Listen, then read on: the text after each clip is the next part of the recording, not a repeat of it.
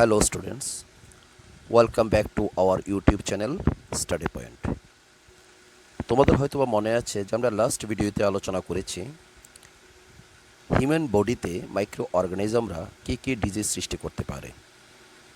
তো আজকের আমাদের এই ভিডিওতে আমরা আলোচনা করব যে মাইক্রো অর্গানিজমসটা অ্যানিম্যালের বডিতেও কী ধরনের ডিজিজ সৃষ্টি করতে পারে। Several microorganisms not only cause diseases in humans and plants. শুধুমাত্র যে হিউম্যান এবং প্ল্যান্টের জন্যই মাইক্রো অর্গানিজমরা বিপজ্জনক বিভিন্ন ধরনের ডিজিজ সৃষ্টি করে এমনটা নয় কিন্তু, but also in other animal, অন্যান্য প্রাণীর ক্ষেত্রেও তারা বিপজ্জনক, অন্যান্য প্রাণীদের ক্ষেত্রেও তারা বিভিন্ন ধরনের ডিজিজ কিন্তু সৃষ্টি করে। For example, anthrax is a dangerous human and cattle disease. আমরা অ্যানথ্রাক্সের নাম শুনেছি। অ্যানথ্রাক্স একটা খুবই ভয়ঙ্কর, একটা ডেঞ্জারাস ডিজিজ হিউম্যানের জন্য এবং ক্যাটেলের জন্য।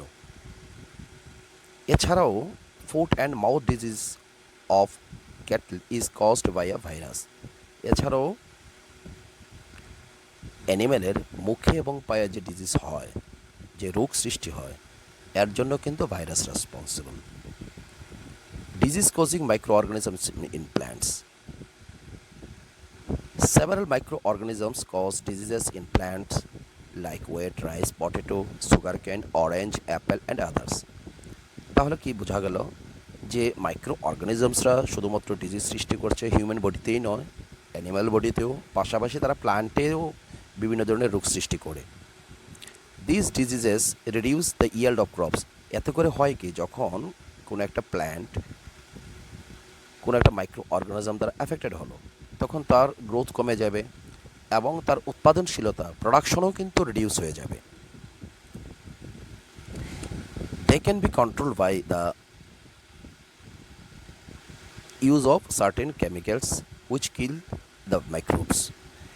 তা এবার এই যে প্লান্টের ক্ষেত্রে বিভিন্ন ডিজিজ সৃষ্টি হলো মাইক্রো অর্গানিজম দ্বারা, এগুলোকে কন্ট্রোল করার জন্য আমরা কী করি, আমরা বিভিন্ন ধরনের কেমিক্যাল ব্যবহার করি।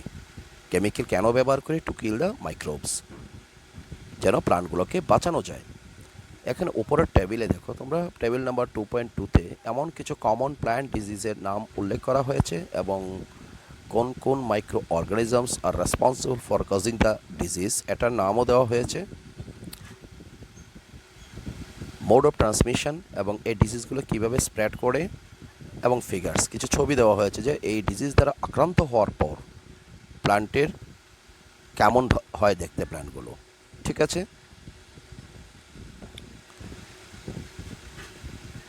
এখন আমরা জানবো ফুড পয়জনিং সম্পর্কে।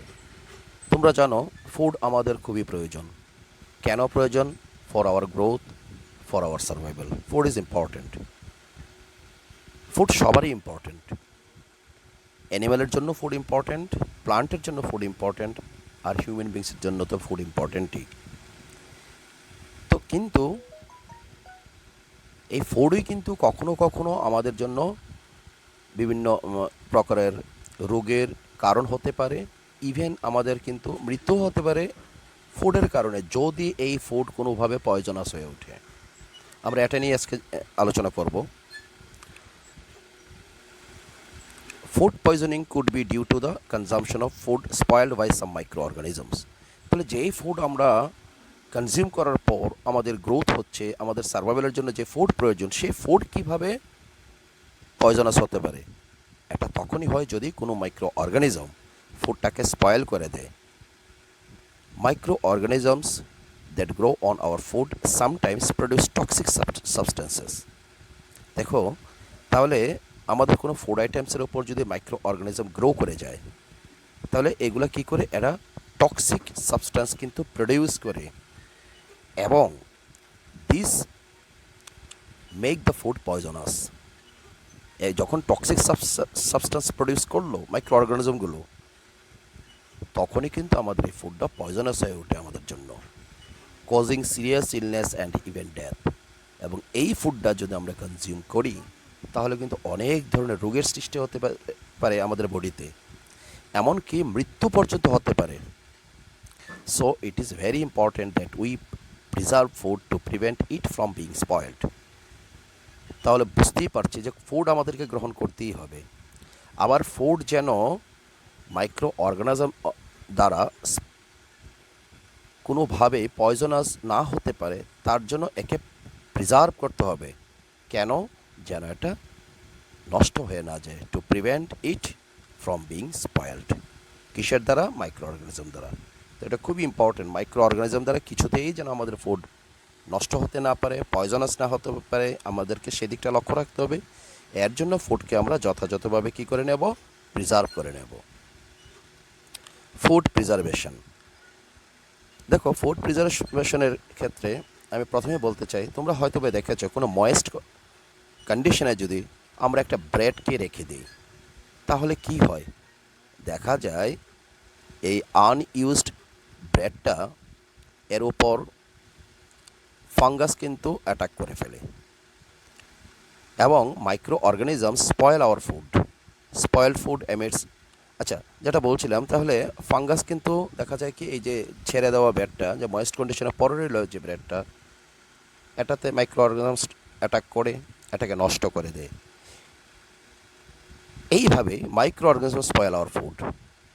এইভাবে মাইক্রো অর্গানিজমরা কী করে? আমাদের খাদ্যদ্রব্যকে নষ্ট করে দেয়। Spoiled food emits bad smell and has a bad taste and change the color। এবং এই যে স্পয়েল ফুডটা, যখন যে ফুডটা নষ্ট হয়ে গেল ডিউ টু মাইক্রো অর্গানিজম, এর স্মেল চেঞ্জ হয়ে যায়, একটা বাজে স্মেল বের হয়, তার টেস্ট চেঞ্জ হয়ে যায়, ইভেন তার কালার পর্যন্ত চেঞ্জ হয়ে যায়। কিন্তু আমরা ফুডকে কিন্তু ট্রেডিশনালি কিন্তু প্রিজার্ভ করতে শিখেছি। আমরা ট্র্যাডিশনালি ফুডকে কিন্তু আমাদের বাড়িঘরেও প্রিজার্ভ করি এবং বিভিন্নভাবে ফুডকে কিন্তু প্রিজার্ভ করা হয়। তোমরা হয়তো দেখেছো বাড়িঘরে যে ম্যাঙ্গো পিকেলস তৈরি করা হয়, সেটা কিন্তু দীর্ঘদিন রেখে দিলেও এটা নষ্ট হয় না। তো এটা একটা ফুড প্রিজার্ভেশন একটা ছোট্ট মেথড এটা। এইভাবে শুধু ম্যাঙ্গো পিকেলসের ক্ষেত্রেই নয়, ফুডকে বিভিন্নভাবে আমরা প্রিজার্ভ করি, লক্ষ্য একটাই, এটাকে যেন দীর্ঘদিন আমরা ব্যবহার করতে পারি এবং এটা যেন কিছুতেই মাইক্রো অর্গানিজম দ্বারা নষ্ট না হয়ে যায়।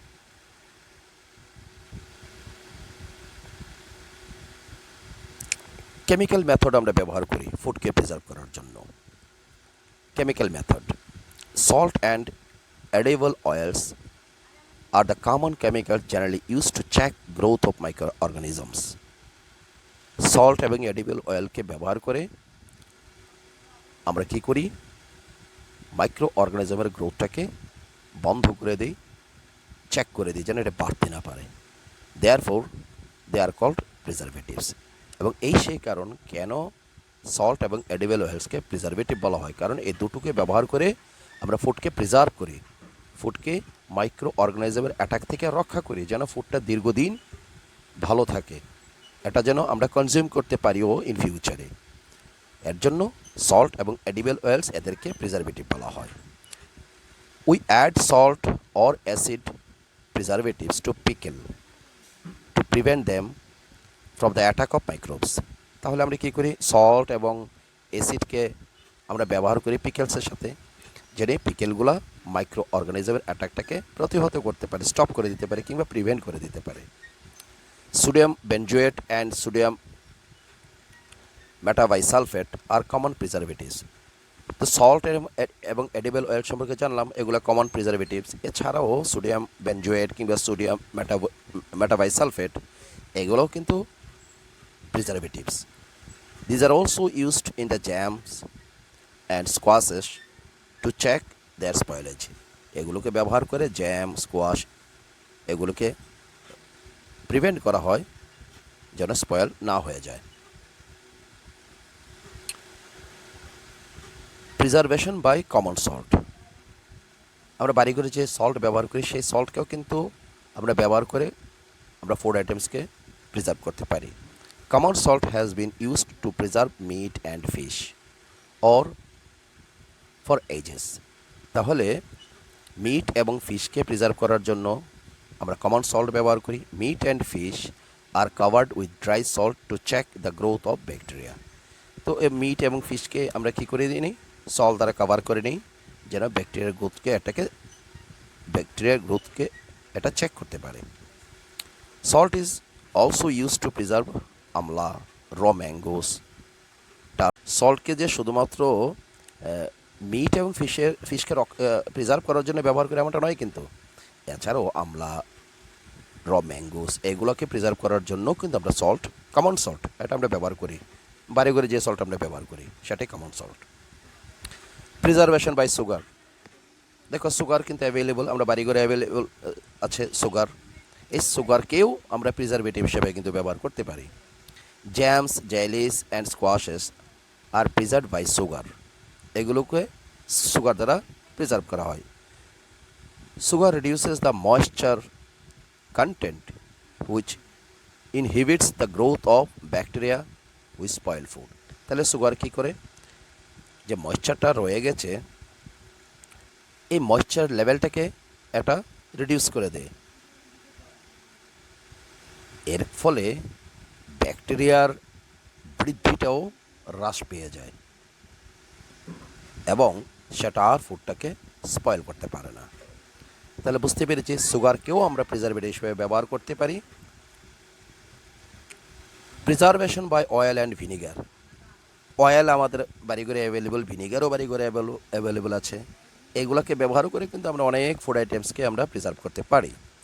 Use of oil and vinegar prevent spoilage of pickles because bacteria can not live in such an environment.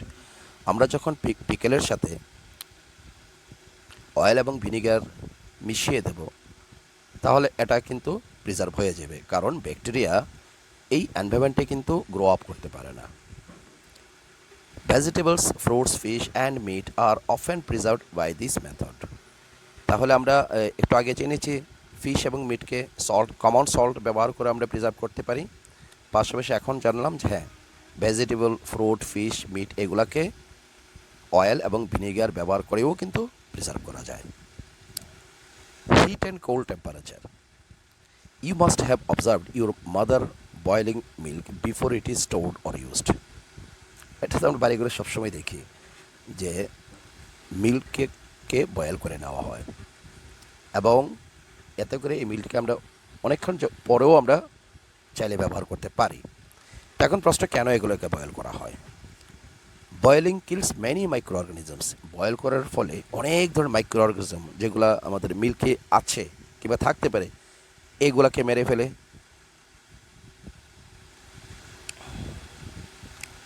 Similarly we keep our food in refrigerator, তাহলে আমরা বুঝলাম কি, এটা হিট দিয়ে মানে বয়েল করে আমরা মাইক্রো অর্গানিজমকে মেরে আমাদের খাদ্যদ্রব্যটা তথা মিল্কটাকে আমরা কী করলাম, প্রিজার্ভ করে দিলাম, অনেকক্ষণ সময় পরেও এটাকে ব্যবহার করতে পারবো।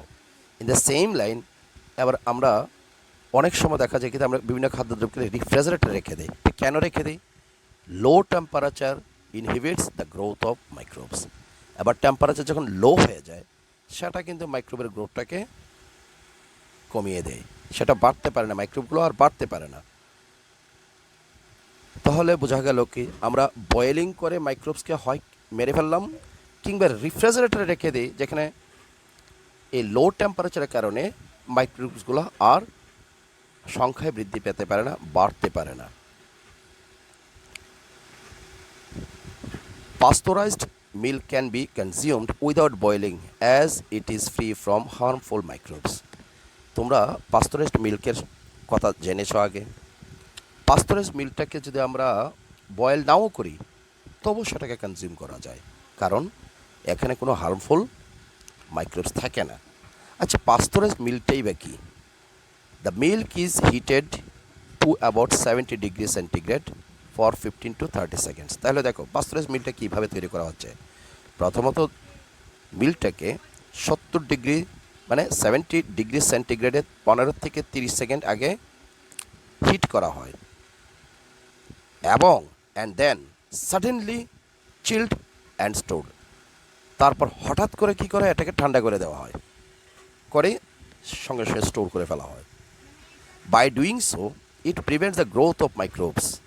এবং এমনটা করার ফলে মাইক্রোবগুলো কিন্তু আর গ্রো করতে পারে না ওই মিল্কে। This process was discovered by Louis Pasteur. এবং এই যে প্রসেসটা, এটা কে ডিসকভার করেছেন? লুইস পাস্তুর। এর জন্য এই প্রসেসটাকে বলা হয় পাস্তুরাইজেশন। তাহলে আমরা বুঝতে পেরেছি পাস্তুরাইজেশন কী। তাহলে পাস্তুরাইজেশন কীভাবে পাস্তুরাইজড মিল্ক কীভাবে তৈরি করা হয়, যেটাকে আমরা সরাসরি বয়েল না করে কনজিউম করতে পারি? প্রথমত মিল্কটাকে হিট করা হয় 70 ডিগ্রি টেম্পারেচারে। তা কতক্ষণ সময়ের জন্য? 15 to 30 সেকেন্ড যাবত এটাকে 70 ডিগ্রি সেন্টিগ্রেডে হিট করা হয়। তো হলো, তারপর কি? তারপর সঙ্গে সঙ্গে হঠাৎ এটাকে ঠান্ডা করে ফেলা হয়, করেই এটাকে স্টোর করা হয়। এতে করে আর মাইক্রোবসগুলো ওই মিল্কটাতে আর বৃদ্ধি পেতে পারে না। এবং এই প্রসেসে আমরা মিল্ককে পাস্তুরাইজড করি। এবং এই প্রসেসটা কে ইনভেন্ট করেছেন? লুইস পাস্তুর। এর জন্য এই প্রসেসটাকে বলা হয় পাস্তুরাইজেশন। তাহলে আমরা বুঝতে পেরেছি পাস্তুরাইজেশন কাকে বলে। Storage and packing. This days dry fruits and even vegetables are sold in sealed airtight packets to prevent the attack of microbes. আজকাল কী করা হয়? ভেজিটেবলসই বলি কিংবা বিভিন্ন ফুড আইটেমস, ড্রাই ফ্রুটসের কথাই যদি বলি, এবং অন্যান্য ফুড আইটেমসও এয়ারটাইট সিল্ড প্যাকেটে কিন্তু আমরা পারচেস করি মার্কেট থেকে। এই এয়ারটাইট সিল্ড প্যাকেটটা কেন করা হয়?